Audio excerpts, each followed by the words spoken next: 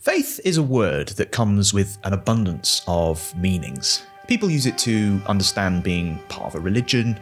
Faith can mean having a seemingly unreasonable set of propositional beliefs.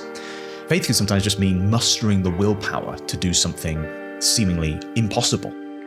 But I want to ask the question, can we understand faith through the lens of mathematics? Whatever your understanding of faith, I think that understanding can go deeper. And I know that some people, they see people who have faith in, say, a religious context as being naive. Some may struggle to find the faith to do the things they want to do or not do the things that they don't want to do. But what if we could understand faith better through the lens of mathematics, specifically probability?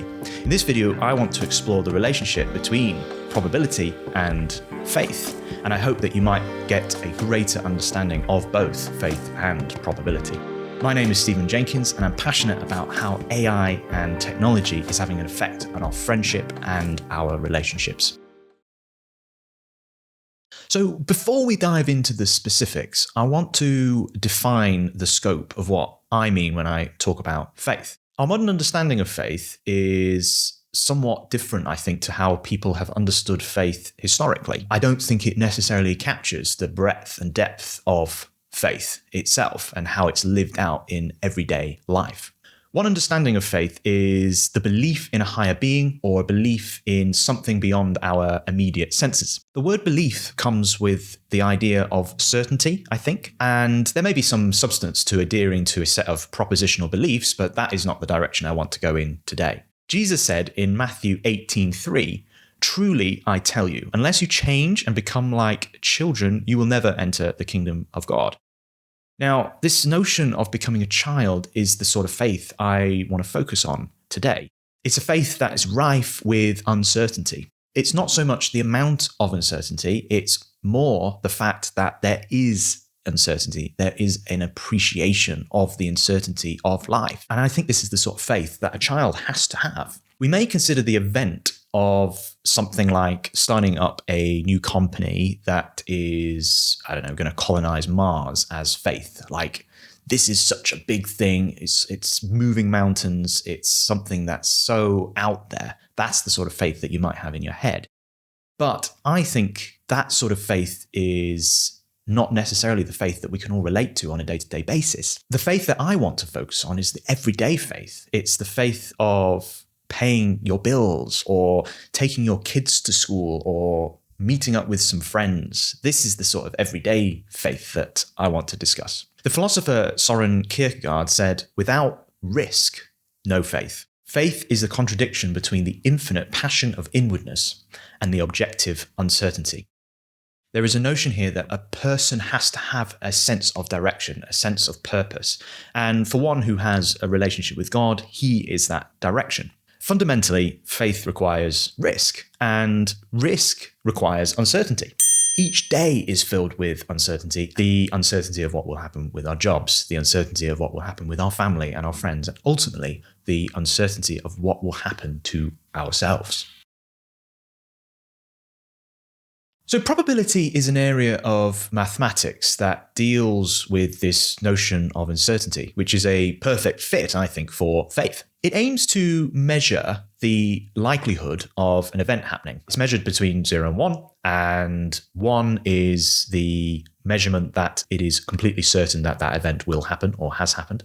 0 is that the event is impossible and cannot happen. And then obviously anywhere in between is that level of uncertainty, whether that event will happen. The map of probability within mathematics is vast, and I don't have time to go into every area of probability and how it relates to faith in a single video, but I want to talk about some aspects of frequentist statistics. I think this is quite relevant to the way that we operate in everyday life. So we will use the frequency of past events or observations to help us to predict what might happen in the future. So let's take a classic introduction example to probability, the coin toss. So most of us will understand the example of a coin toss. The frequentist approach to probability is looking at the possible set of outcomes and the number of times those events have occurred. So with the coin toss, let's look at the coin toss. So what we might do is we might continually flip a coin. Let's say we flip the coin 100 times. What we will do is we record the number of times that we see heads and the number of times that we see tails. And the probability of getting a heads is the number of times we see it out of those 100 times, and the number of times we see tails out of the number of times that we have flipped the coins is the probability for seeing a tails.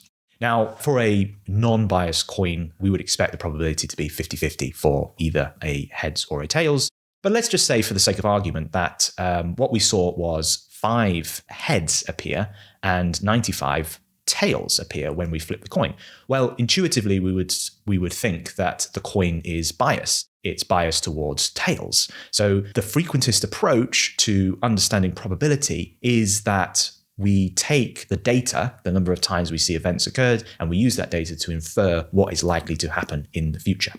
Faith then enters the frame when the direction of being intersects with this uncertainty. So I want to look at a real-world example, and I'm going to use this example throughout the whole video, hopefully to just ground the understanding between probability and faith. So let's say you're a parent, you have a child, and that child is at school, so maybe, 10 years old. And what you want to do is you want to get your child to school on time while also appreciating that they need their time to sleep. So let's say, for the sake of argument, that you have an understanding that it takes about 15 minutes to get from your house to the school. And equally, it takes about 20 minutes to get your child up out of bed and ready to go out the door. Now, some of you might be thinking, for those of you who are parents, are probably thinking 20 minutes, that is ridiculous. It takes my child an hour to get ready for school. But let's just say, for the sake of argument, that's how long it takes. So let's say the school starts at 9. One approach is that you have these two numbers in your head. We'll call them variables. So the time it takes to get to school is a variable, and then the time it takes to get your child ready is a variable. And so what you can do is you could say, well, I'm going to wake my child up at 8:25. Now, you might think, well, actually, that is a little bit risky because you know that something might go wrong. For example, your car might break down, or your child might be feeling a bit under the weather and struggling to get out the door as quickly as they would normally do. This is where probability really helps us to understand how we should approach life, because we need to understand what it is that is likely to happen, and also appreciate that there is some uncertainty in that likelihood. And that will then change the way that we operate. Okay, why am I saying all this? Well, it's because if we didn't operate under faith, we might instead take the approach of, well, I need to make sure my child gets to school, and that's the thing that needs to happen. And that's just it. And what we might do then is say, right, I'm going to wake up my child at 5 in the morning or 4 in the morning. Now, if you do that, yes, it is very likely that you will get to school on time and there will be no issues with the child being late. However, I want to ask the question, and I appreciate this is very intuitive, but I want to ask the question, is this very loving? Is this appreciative of the child and their being, right? They are going to go to school. They're going to have potentially a hard day at school. And you, as a parent, want that child to succeed and enjoy their time at school, okay? Waking them up at 5 a.m. is potentially going to make them really tired and not thrive in the way that you would hope that they would thrive. This is the sort of tension that we feel in everyday life. And probability helps us to understand, well, what is it that we can do? What is it that we can play with from a time perspective in this example, and still put our children or our family or whoever it is first and love them and show appreciation for them. Faith is a relational, spiritual aspect of being. We use as much information as we have available to us to provide what is best for the people that we love. Okay, so let's look deeper into the parent-child example. And we are wanting to answer the question, what time should I wake up my child? Given that I want them to get to school on time, but equally, I also don't want to wake them up so early that they are tired for the rest of the day. So here there's a fundamental tension between choosing uncertainty or appreciating the uncertainty and loving the child. So what I've done is I've got a little script here, and I don't worry about the code, but essentially what I've got is I've recorded some times of the child getting ready for school, which is here. So I just highlight that. And I have recorded the times of previous drives to school. So on a particular day, it's taken 35 minutes. On another day, it's taken 40 minutes. So these are different times that it's taken for the child to get ready and for the time it has taken to get to school. So let's have a look then at the graphs. Now, again, don't worry too much about terminology if you're not into maths, but I just wanted to get an understanding of how we might use mathematics to understand uncertainty. So let's focus first on task 1, which is getting ready for school. Okay, in this example, we're going to wake up our child at 7:30 a.m. The school is going to start at 9 a.m., so obviously we've got an hour and a half to get ready. So is it okay that we wake up our child at 7:30? Or can we allow them to lie in a bit longer? Well, let's have a look. The maths might be able to help us. This graph here is the probability density distribution of getting ready for school. So what it's showing us is that on average, it takes them 40 minutes to get ready. It is also showing us there is a 68% chance that the time that it takes for the child to get ready for school is between 23 minutes and 57 minutes. So you can see this little shaded area. If I kind of highlight it, it shows me the probability that we will fall within that range. So for example, let's say, what's the probability that it's going to take my child 60 to 70 minutes? That probability is 8.2%. So this is a good way of understanding how long is it going to take my child based upon previous data. Task 2 is drive time. So traffic is a random variable too. On a clear day, the drive, maybe that takes 15 minutes. On a bad day, you've got roadworks and school run congestion, etc. That might push it past 40 minutes. So what we need to recognize, which is the same with getting the child ready for school and driving the child to school, is that these variables in isolation, they are very unlikely to go past the 90 minutes to get them to school, obviously. So on their own, they are very, very unlikely to pass that 90-minute mark. Now, this is a really good example with drive time and understanding probability. In this distribution, 90 minutes is not available in terms of understanding the probability of overrunning 90 minutes. However, you never get to 0%. It's not impossible that it's going to take more than 90 minutes. This is very intuitive to us. And so we would say that it's near zero, that the drive time would be more than 90 minutes. So I've highlighted the probability of the drive time being between 18 minutes and 36 minutes, and this is a 68%. So we've got a good understanding of what the probability will be between two values. So we've got these two random variables, but what we want to do now is we want to combine the two random variables because we want to know what is the probability that we are going to be late. And to know that, we need to understand what happens when we combine these two, because obviously we're not just getting the child ready and we're not just driving to school. We're doing both. We're describing them as independent. They technically aren't independent, but we are describing them as independent variables. This just helps us with the maths. Again, don't worry too much about the terminology, but the understanding is that we can use these random variables to understand our probability and our risk. So what we're going to do is we're going to add these two tasks together. And the way we do that in statistics, or one method of doing this at least, is combining the two variances. The variances for the two random variables is, you can kind of think of it as how wide the graph is. If you're looking at this graph and it was a little bit thinner, you'd say it had a lower variance. And if it was a bit wider, then it's got a higher variance. What we can do is we can combine the variances, and this combination creates a different risk profile and potentially a heavier tail as well. The tail of the graph is just on the right-hand side, and this allows us then to say what probability it is that taking the child to school, they will be late. So let's look at that a little bit more. So on average, it's going to take 67 minutes for the parent to take the child to school, including the time to get the child ready for school. So we've got our average. What is the probability then that we are going to be late? Well, we can look at this right-hand side. We can highlight it. And what we can see is, I've actually highlighted it slightly after the red line.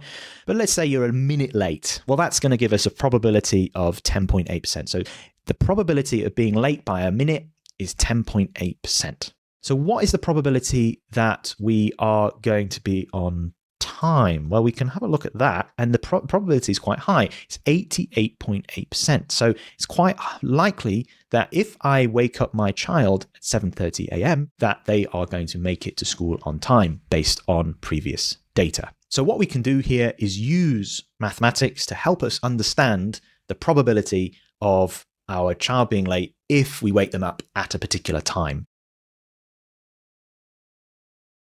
Probability helps us understand the likelihood of a given event. And this is fundamental to faith.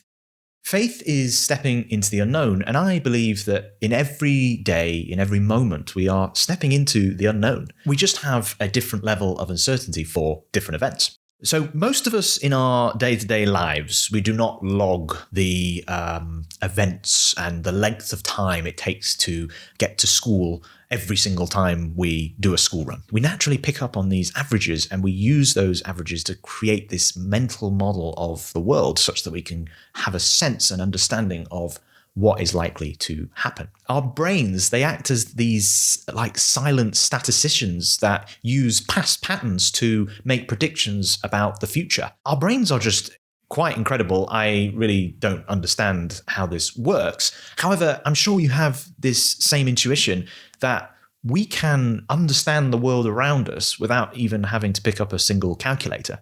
When it comes to making decisions, we always have an idea of the probability of events, a mental model of the world, if you will, and this helps us operate on a day-to-day basis. When it comes to taking your child to school, the first thought that you have is, how can I love this child? I appreciate that not everyone will have that first thought, but our direction of being, I think we can all agree that we want to do what is best for the child. And in order to do what is best for the child, we need to have appreciation of uncertainty. We have to have appreciation of what is likely to happen and the things that could happen. And we have to operate in that space. Faith is doing in light of that relationship with the child and the uncertainty of life. Trying to do what is the expression of love and doing so in a world of uncertainty.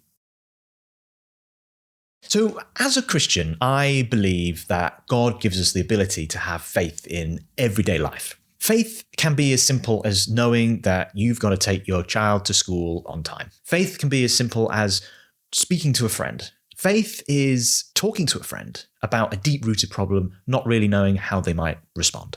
And I believe God speaks to us, not just in the whispers of that small voice, but also through the patterns that the mind constructs such that we can operate on this level of uncertainty. We can understand the world through these architectural patterns that are built up through the mind. And our minds are quite incredible, as I've already said. They are able to construct a mental model of the world.